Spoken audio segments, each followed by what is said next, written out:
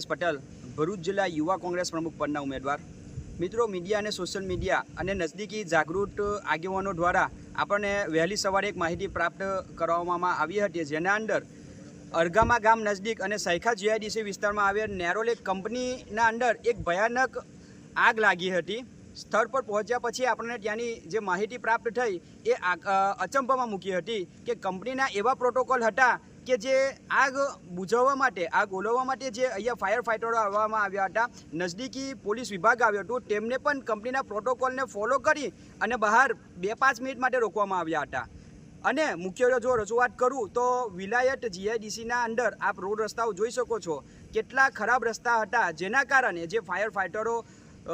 પહોંચ્યા હતા એ વિલંબથી પહોંચ્યા હતા। મુખ્ય રજૂઆત એ છે કે આ કંપની બેજવાબદાર છે, કારણ કે અનેકવાર આ કંપની દ્વારા કાયદાને નેવે મૂકીને વર્કરોનું શોષણ કરવામાં આવ્યું છે। અને આપ મારા ભૂતકાળમાં જોઈ શકો છો કે આ કંપની દ્વારા શોષણ કરવા માટે કર્મચારીઓને ગ્રેજ્યુએટીના લાભ હોય કે પછી એમને દિવાળી બોનસના લાભ હોય, અથવા તો પછી કંપની દ્વારા કાયદાને નેવે મૂકીને આ વિલાયત જીઆઈડીસીના જે મુખ્ય રસ્તાઓ છે તેના ઉપર દબાણ કરવા માટે જે કંપનીના અંદર આવતી ગાડીઓ હોય છે એના માટે પાર્કિંગની વ્યવસ્થા કરવામાં નથી આવતી। અને હાલમાં પણ આપ જોઈ શકો છો કે જીઆઈડીસીના અંદર આ કંપનીના અંદર આવેલ અનેક ગાડીઓ જીઆઈડીસીના મુખ્ય રસ્તાઓ પર પડી રહેલી છે। તો વહીવટી તંત્ર, નજદીકી ચૂંટાયેલા પ્રતિનિધિઓ, તાલુકા પંચાયતના હોય, જિલ્લા પંચાયતના હોય અને નજદીકી ગામ પંચાયતના જે આગેવાનો છે, સરપંચ છે, હોદ્દેદારો છે, તેમની અને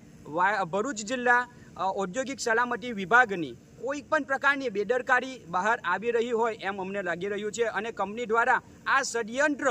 કોઈ પણ પ્રકારનું અગત્યથી પ્લાનિંગ યોજેલું હોય એવું અમને જણાઈ રહ્યું છે, કારણ કે કોઈક અકસ્માત બને અને કંપનીના અંદર એક પણ વ્યક્તિને નુકસાન ના થાય એ માનવામાં નથી આવતું। અને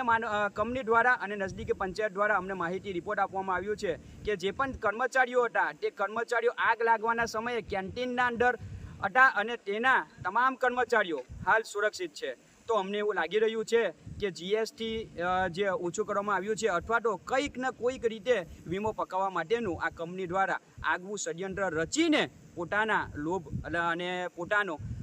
બચાવ થઈ રહ્યો છે।